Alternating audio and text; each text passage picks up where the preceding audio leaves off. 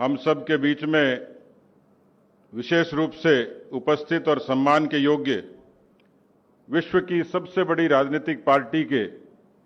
सम्मानीय राष्ट्रीय अध्यक्ष आदरणीय जेपी नड्डा साहब, आज इस मंच पर उपस्थित विकास की पर्याय राजस्थान की पूर्व मुख्यमंत्री आदरणीय वसुंधरा जी, हम सब के मार्गदर्शक आदरणीय गुलाब जी भाई साहब, मैं अभी स्क्रीन पे देख रहा था होशियारपुर से भी इस कार्यक्रम में इस सिस्को वेबएक्स के जरिए शिरकत कर रहे हमारे प्रदेश के प्रभारी अविनाश राय खन्ना जी, आदरणीय राठौड़ साहब, तीनों ही हमारे केंद्रीय मंत्री आदरणीय गजेंद्र सिंह जी, अर्जुन मेघवाल जी, कैलाश चौधरी जी और हमारे साथ विशेष तौर पर हम सब के संरक्षक आदरणीय वी सतीश जी, माननीय चंद्रशेखर जी, पूर्व अध्यक्ष आदरणीय अशोक परनामी जी, माननीय अरुण चतुर्वेदी जी और यहाँ पर उपस्थित सभी पार्टी के वरिष्ठ कार्यकर्ता बहनों और भाइयों, मैं आप सब की तरफ से सबसे पहले आपसे गुजारिश करूंगा कि राजस्थान की तरफ से श्रीमान जेपी नड्डा जी का आप जोरदार तालियों के साथ स्वागत करें, अभिनंदन करें।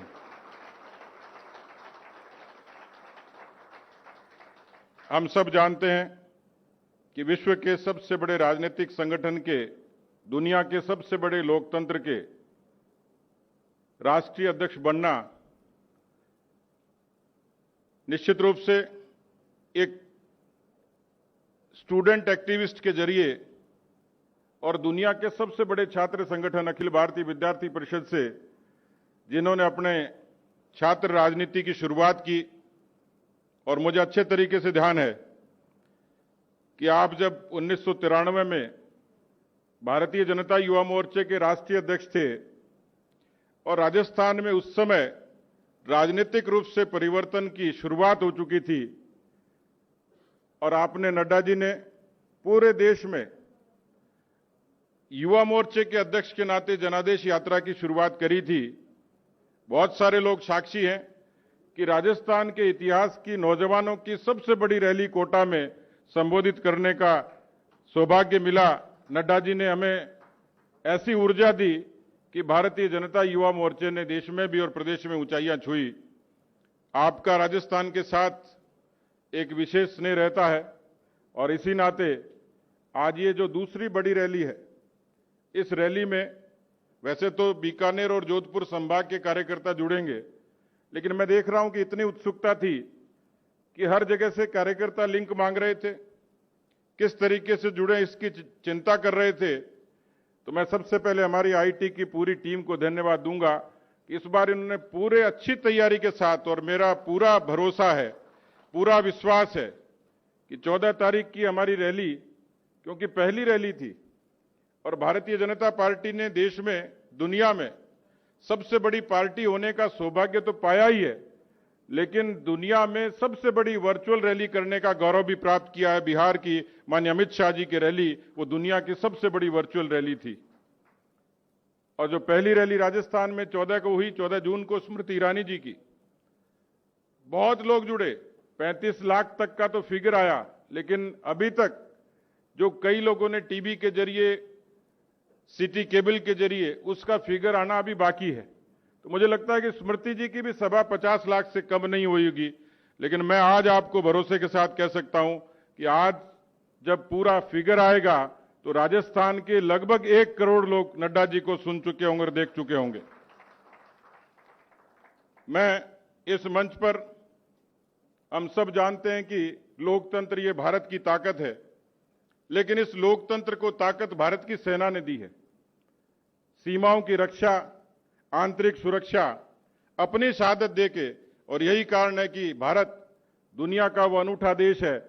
जो लोकतंत्र की ताकत के कारण तो जाना जाता है, लेकिन जय हिंद की सेना ये भारत का स्वाभिमान बनकर दुनिया के सामने खड़ी हुई है। और उसी सेना के ऐसे अमर जवान जिन्होंने चीन के साथ आमने सामने के युद्ध में वो शहीद हुए,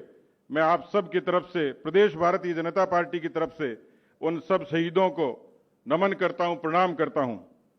मित्रों, ये वर्चुअल रैली नई शुरुआत है, नवाचार है, लेकिन मैं देख रहा था धीरे धीरे हमारी आदत में शुमार होता जा रहा है। भले ही स्क्रीन पे लोग देख रहे होंगे, लाखों लोग फेसबुक के जरिए, ट्विटर के जरिए, यूट्यूब के जरिए, कई सिटी केबल के जरिए, कई चैनल्स ने सीधा इसका लाइव किया है।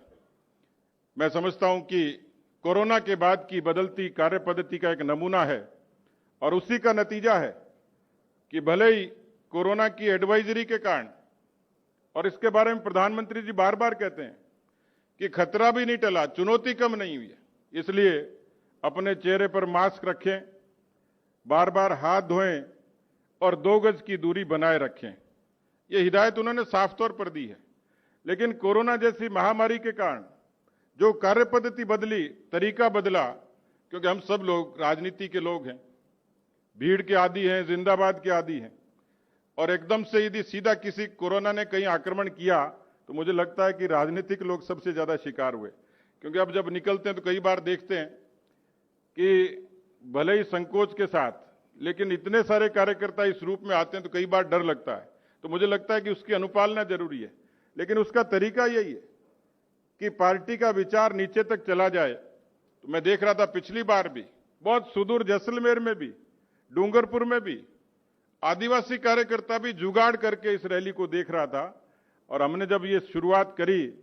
तो लगता था कि लॉकडाउन के बाद राजनीतिक गतिविधियां कैसे शुरू होंगी, लेकिन भारतीय जनता पार्टी ने इसमें भी बढ़त बनाई।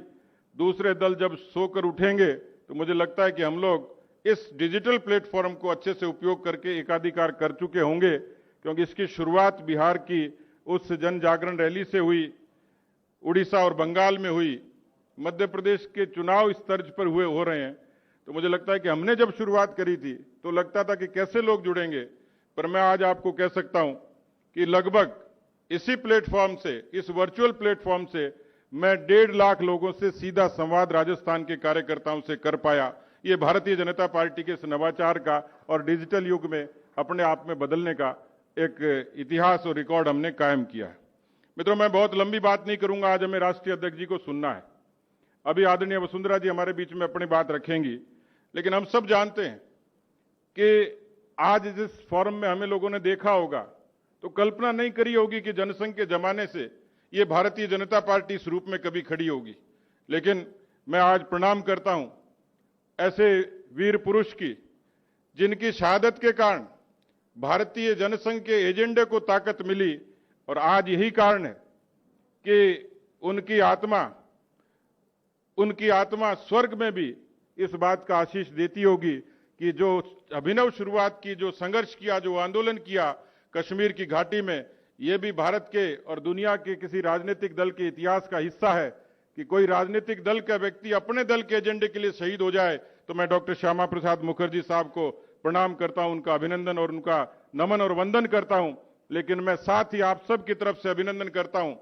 भारत के प्रधानमंत्री आदरणीय नरेंद्र मोदी जी का, गृह मंत्री अमित शाह जी का, कि जिनकी प्रतिबद्धता के साथ कश्मीर का वो 300 आर्टिकल 370 निष्प्रभावी हुआ और कश्मीर को एक किस्म से आजादी मिली। उस 2 झंडों से, 2 विधान से और 2 प्रधान से मुझे लगता है कि आज श्यामा प्रसाद मुखर्जी की उस अभिनव शुरुआत की, उस आंदोलन की निश्चित रूप से इस रूप में परिणति हुई। मोदी सरकार एक, जिसने 14 से 19 के बीच में जनधन से लेके, उज्ज्वला से लेके, आवास से लेके, पीएम किसान से लेके ऐसी बुनियादी मुद्दों का समाधान किया जो 55 वर्षों में कांग्रेस पार्टी नहीं कर पाई। मित्रों, मोदी सरकार 2 जिसका आज जिक्र होगा और जिसकी वर्ष पूर्ति के कार्यक्रम में आज राष्ट्रीय अध्यक्ष जी हमारे साथ जुड़े हैं, तो निश्चित रूप से आप में से, आपसे पहली पीढ़ी के, बाद की पीढ़ी के, आगे की पीढ़ी के लोग इस बात को अच्छे से जानते थे कि भगवान राम का भव्य मंदिर बने, जिसके लिए शहादतें हुई, सैकड़ों वर्षों तक आंदोलन हुआ, लेकिन उस आंदोलन को सम्मान मिला, भले ही सुप्रीम कोर्ट के निर्णय से मिला, लेकिन मोदी सरकार की अपनी प्रतिबद्धता के कारण आज अयोध्या में भगवान राम का भव्य मंदिर बनने का शुरुआत हो गई। मुझे लगता है कि एक बड़ा पूरी दुनिया में संदेश गया कि किस तरीके से भारतीय जनता पार्टी ने, भारत के लोगों ने अपनी आकांक्षाओं की पूर्ति करी। इसी तरीके से ऐसे लोग जो विस्थापित कहे जाते थे अफगानिस्तान में, बांग्लादेश में, पाकिस्तान में, उन सब लोगों को नागरिकता का अधिकार देकर उनको इज्जत और इकबाल देने का काम ये मोदी जी की सरकार ने किया। मित्रों, ट्रिपल तलाक के जरिए उन मुस्लिम बहनों को एक किस्म की आजादी मिली। और इसी तरीके से जब ये कोरोना महामारी आई, दुनिया ने देखा कि किस तरीके से मजबूत नेतृत्व की अपील पर देश में सफल लॉकडाउन हुआ और कोरोना से लड़ते लड़ते भारत की ताकत को दुनिया ने पहचाना। और आज भारत विश्व स्वास्थ्य संगठन का कार्यकारी अध्यक्ष बना। और केवल विश्व स्वास्थ्य संगठन का कार्यकारी अध्यक्ष नहीं, ये तो भारत की चिकित्सा के क्षेत्र में अभिनव पहल थी, एक इस किस्म का प्रतिबद्धता थी, निष्ठा के साथ जो काम किया। लेकिन आप सब जानते हैं कि भारत सुरक्षा परिषद का स्थायी सदस्य भी बनने जा रहा है। ये विदेश नीति की एक बड़ी जीत मोदी जी के नेतृत्व में हुई है। इसी तरीके से कोरोना में संबल कैसे मिले, गरीबों के आंसू कैसे पहुंचे, इसलिए 1,76,000 करोड़ का प्रधानमंत्री गरीब कल्याण योजना का पैकेज और 20 लाख करोड़ का आत्मनिर्भर भारत का पैकेज। और आज मुझे खुशी है कि प्रधानमंत्री जी ने बिहार से आज 126 जिलों में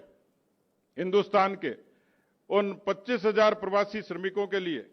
जो देश के अनेक हिस्सों में हैं, राजस्थान में भी ऐसे 22 जिले जुड़े,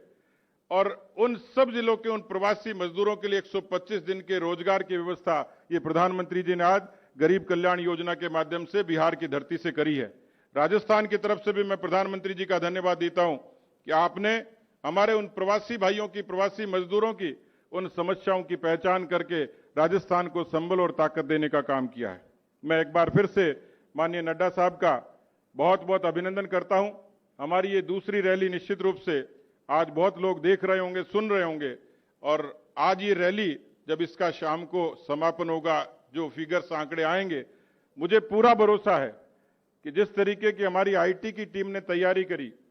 बीच में 2 दिन हमने अपने सारे कार्यक्रम स्थगित रखे उन शहीदों की याद में,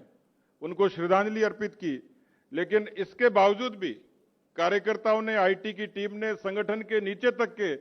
मंडल स्तर तक के कार्यकर्ताओं ने जिस मजबूती के साथ में इसकी ब्रांडिंग की, इसकी तैयारी की, उस आधार पर मैं कह सकता हूं कि भारतीय जनता पार्टी राजस्थान की ये दूसरी रैली ऐतिहासिक होगी और एक शानदार संबोधन भी सुनने को मिलेगा, ताकि हम लोग राजस्थान में एक बार फिर से मजबूती के साथ एक अच्छा संगठन के साथ साथ जन आकांक्षाओं की पूर्ति कर सकें। बहुत बहुत धन्यवाद। जय हिंद, जय भारत।